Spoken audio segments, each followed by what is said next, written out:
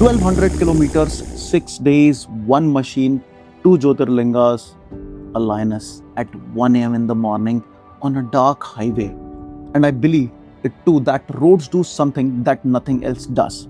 We all know a flight compresses the distance, but a road reveals it. You feel every kilometer. The machine gets you there, the road changes you.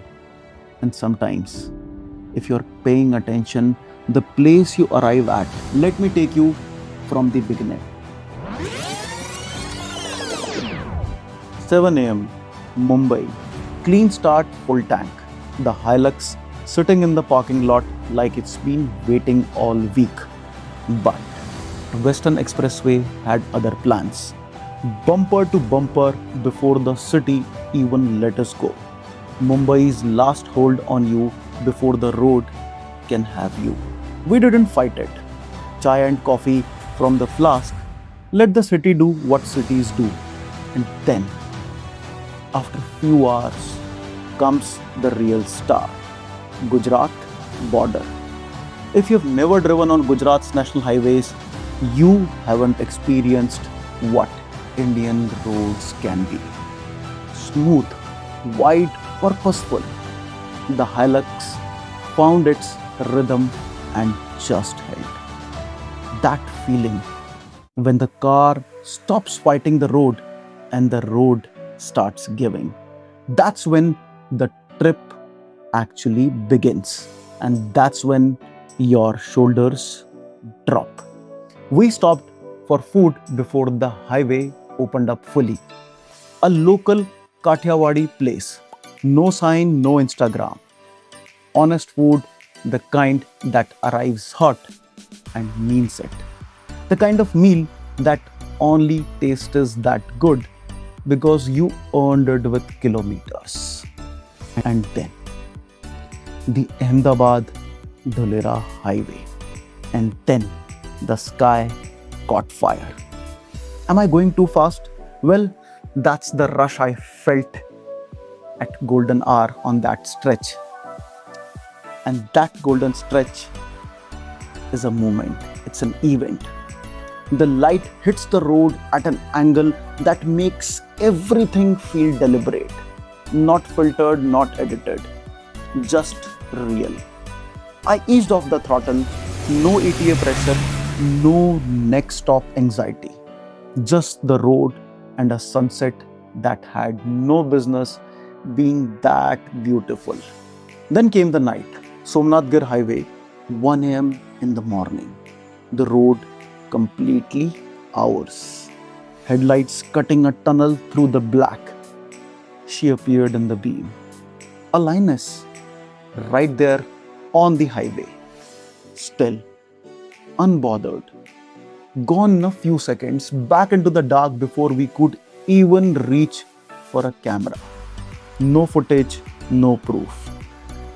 Just the memory and the silence in the car that followed. We reached Somnath at 2 a.m. in the morning.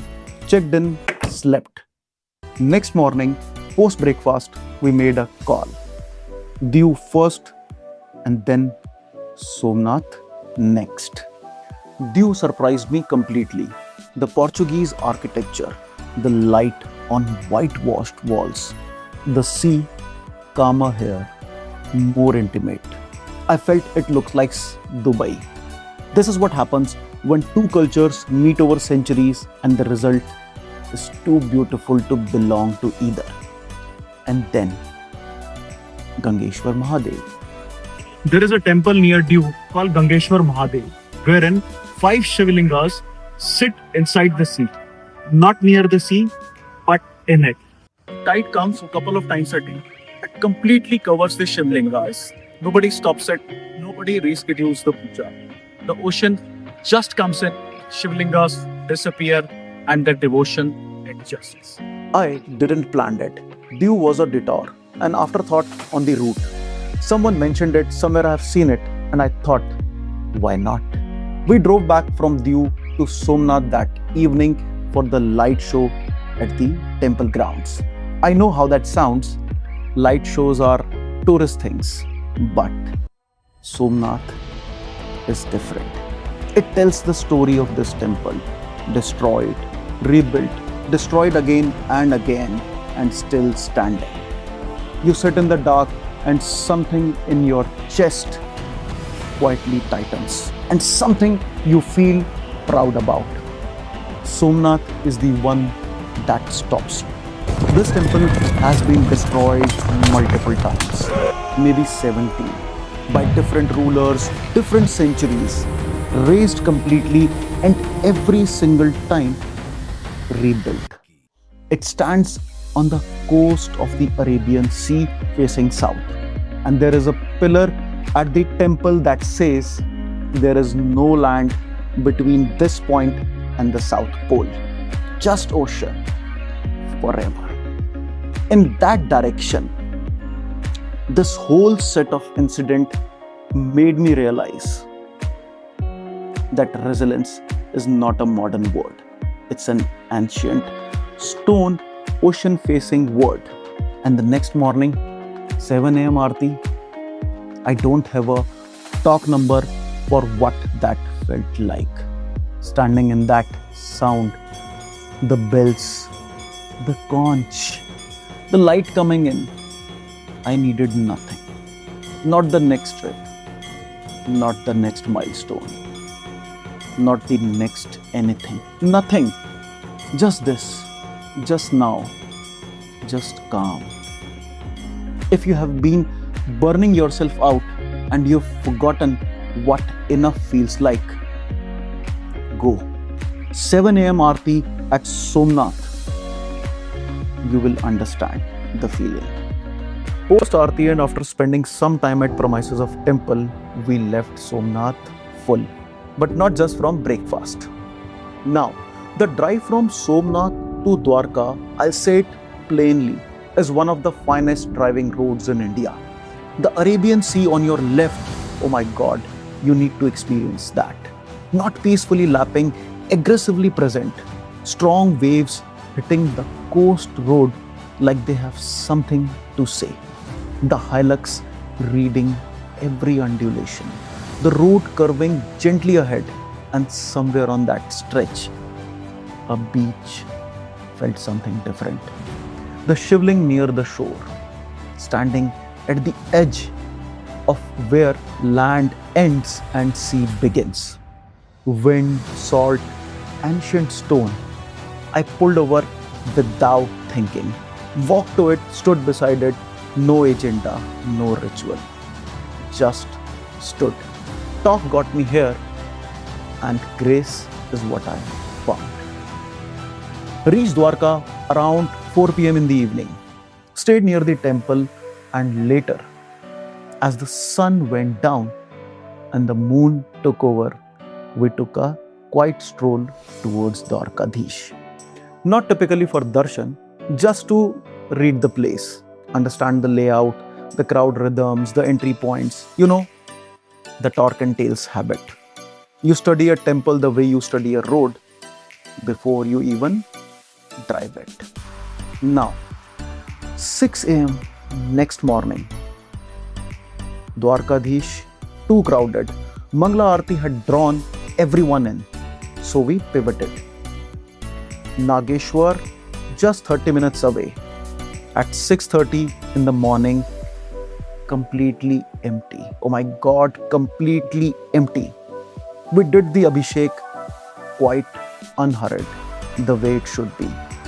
And the moment we finished, the crowd started arriving, as if the temple had held its breath just for that window. Remember that in Gujarat, temples open at around 6:30 AM, and the first hour is gold. Go then and thank me later.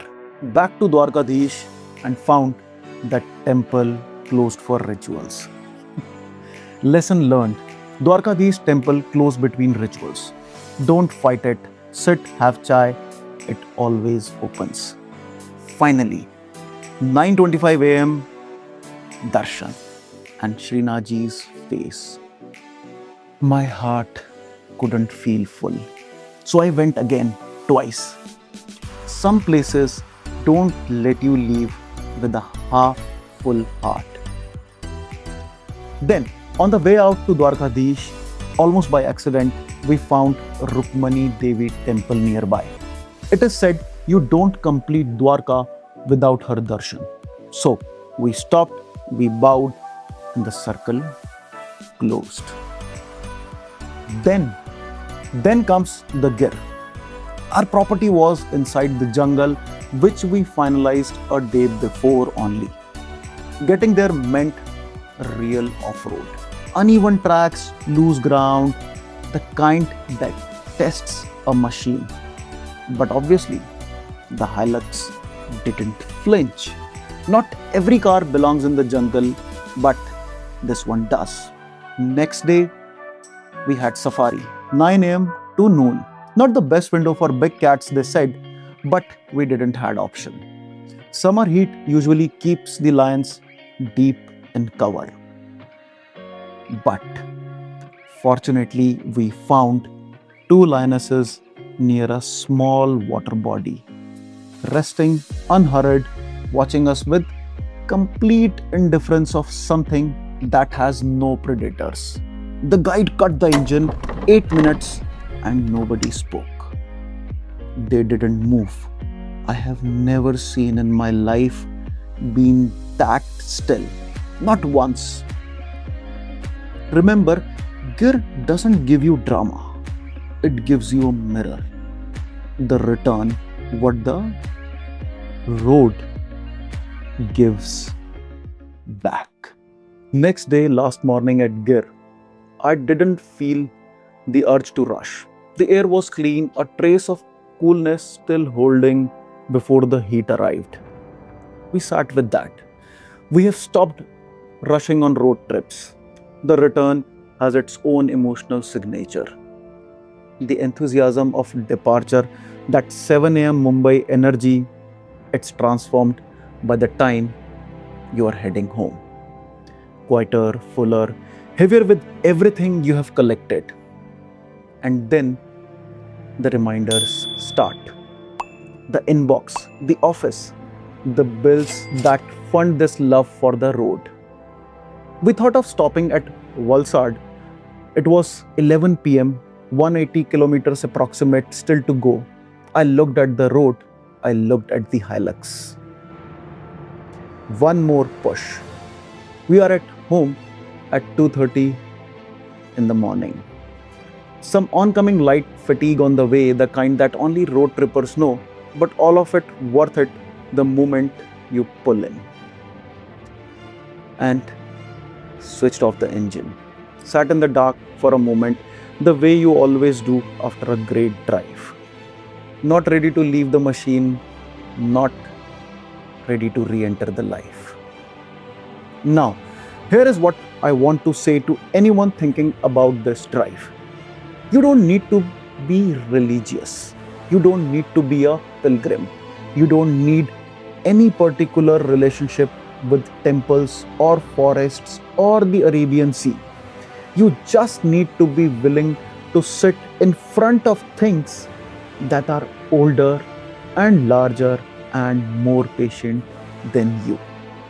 And let that do what it does. The serenity of Somnath at first light. The stillness of Nageshwar before the crowd arrives.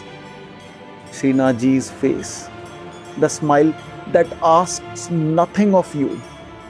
A lioness on a dark highway, gone before you can reach even for the camera. The Shivlingas at Gangeshwar disappearing under the tide, and the devotion that simply adjusts. The Shivling supposedly at Mahadev beach, standing where the land meets the sea, unmoved by the waves, unmoved by time. These things don't leave you. The machine cools, the trip ends, the office comes back. You sit across the table from someone who has on this trip with you, and you talk about it over morning chai or a cup of a coffee for weeks, maybe months, until the road calls again. That's what the sacred Tarmac does. It stays. My name is RP, this is Torque and Tales, and this is Sacred Tarmac, Gujarat Edition 1.0.